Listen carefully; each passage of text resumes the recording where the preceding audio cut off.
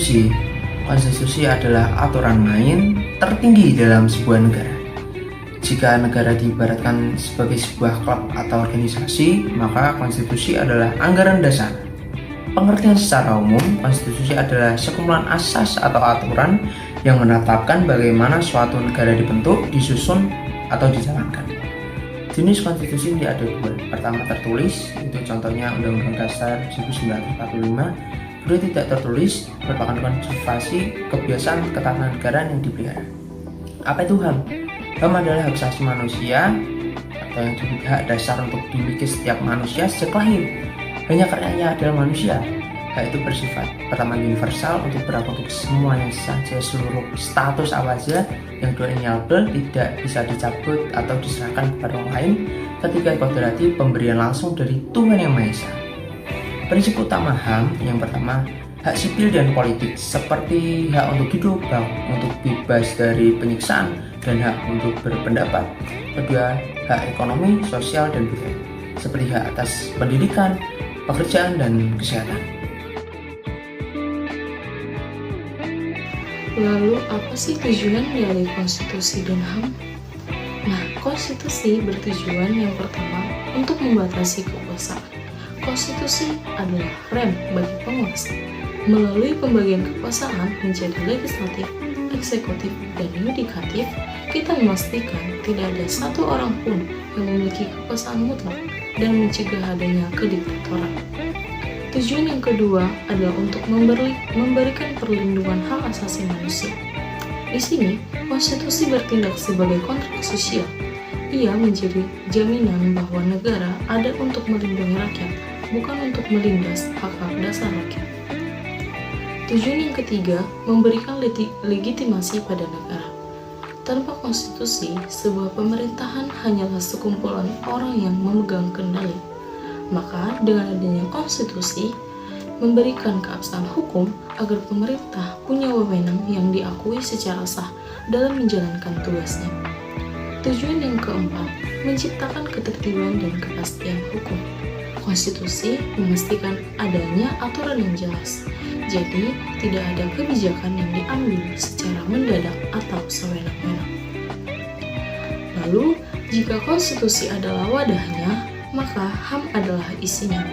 Tujuan HAM itu sendiri bermuara pada satu hal utama, yaitu permuliaan harkat dan martabat manusia. Apa sih tujuan dari HAM itu?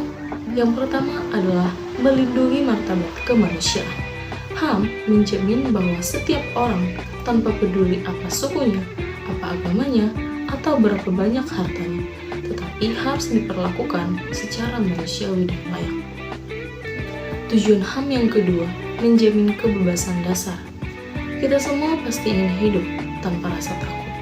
Nah, HAM ada agar kita bebas berpendapat, bebas berkeyakinan, dan bebas menentukan masa depan yang kita harapkan tanpa gangguan yang tidak sah dari pihak manapun. Lalu, tujuan HAM yang ketiga adalah menciptakan keadilan dan kesetaraan. HAM adalah musuh utama diskriminasi. Lalu tujuannya jelas. Semua orang punya garis start yang sama dalam pendidikan, kesehatan, pekerjaan, maupun di mata hukum sekalipun. Tujuan HAM yang terakhir adalah mendorong perdamaian. Jika setiap orang dihargai, maka konflik akan minim terjadi. Hubungan antara warga negara dengan negara akan berjalan harmonis, sehingga tercipta stabilitas sosial yang kita harapkan. Konstitusi memiliki peran sentral sebagai dasar hukum perlindungan hak asasi manusia. Semua kebijakan dan peraturan harus mengacu pada prinsip-prinsip konstitusi yang telah mengakui dan juga melindungi hak asasi manusia. Konstitusi berperan sebagai alat legitimasi sekaligus jaminan bahwa negara wajib menghormati dan juga melindungi hak warga negara. Pengakuan hak asasi manusia dalam Konstitusi Indonesia tercermin dalam berbagai pasal yang secara jelas menyebutkan hak-hak individu. Yang pertama, dimulai dari dinamika awal di tahun 1945. Tahukah kalian kalau saat perumusan Undang-Undang 1945, para pendiri bangsa kita sempat berdebat sengit soal HAM, yang dimana dua pihak, pihak pro dan pihak kontra, di mana pihak pro Muhammad Hatta ingin sekali HAM tertulis jelas agar negara tidak menjadi negara kekuasaan. Yang kedua pihak kontra, Suipomo, khawatir kalau HAM itu terlalu condong ke arah barat atau individualis. Alhasil HAM masuk ke Undang-Undang Dasar 1945 dengan versi awal secara singkat dan terbatas. Masuk ke masa kemasan HAM, setelah merdeka sepenuhnya, Indonesia sempat berganti konstitusi, jadi konstitusi RIS dan UUDS 1960. Menariknya di masa ini HAM justru lebih diatur sangat lengkap dan detail, hampir mencakup seluruh poin deklarasi HAM PBB. Sayangnya periode ini tidak bertahan lama karena situasi politik yang tidak stabil. Masuk ke Orde Baru, yang dimana era tersebut ketika kita kembali ke Undang-Undang Dasar 1945 lewat dekret Presiden, perlindungan HAM mengalami masa sulit. Di era ini setelah bidang politik lebih diprioritaskan daripada kebebasan berpendapat. Politik dibatasi dan pendekatan HAM seringkali dikesampingkan demi pembangunan era reformasi. Inilah titik balik terbesar setelah jatuhnya Orde Baru. Bangsa kita melakukan amandemen Undang-Undang Dasar 1945. Hasilnya luar biasa. Munculnya bab khusus HAM, pasal HAM bertambah drastis dari yang tadinya cuma sedikit menjadi pasal 28A sampai 28J. Nah, disitu artinya sekarang hak kita mulai dari hak hidup, hak berkeluarga, hak akses internet dijamin semua langsung oleh hukum tertinggi kita. Klasifikasi hak dalam Undang-Undang 1945 pasca amandemen terdiri atas 4 bagian. Yang pertama adalah hak sipil dan politik. Hak ini bertujuan untuk melindungi kebebasan individu dari campur tangan negara yang berlebihan dan memastikan partisipasi warga dalam pemerintahan. Hak ini terdiri atas hak untuk hidup dan mempertahankan kehidupan sesuai dengan pasal 28A, hak membentuk keluarga sesuai dengan pasal 28B ayat 1, kebebasan pribadi seperti bebas dari penyiksaan, bebas memeluk agama, meyakini kepercayaan, serta bebas berserikat dan mengeluarkan pendapat sesuai dengan pasal 28E, dan hak atas keadilan sesuai dengan pasal 28D ayat 1. Lanjut, bagian kedua adalah hak ekonomi, sosial, dan budaya. Nah, hak ini berkaitan dengan kesejahteraan hidup dan martabat manusia agar dapat hidup dengan layak. Hak ini terdiri atas hak atas pekerjaan sesuai dengan pasal 28D ayat 2, hak pendidikan dalam pasal 28C ayat 1, dan hak kesejahteraan sosial sesuai dengan pasal 28H. Klasifikasi hak yang ketiga adalah hak kelompok spesifik dan hak prosedural. Hak ini memberikan perhatian khusus pada kelompok yang rentan atau memiliki identitas khusus.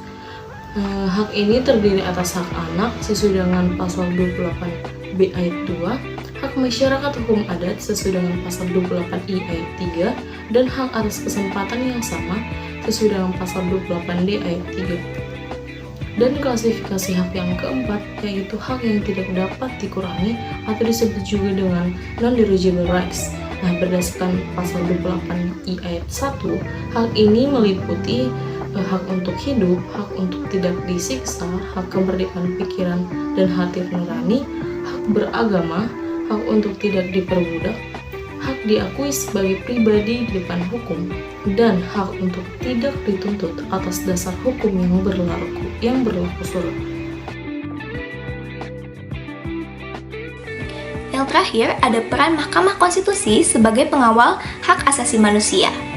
Di sini ada 4. Yang pertama, pengujian undang-undang atau judicial review.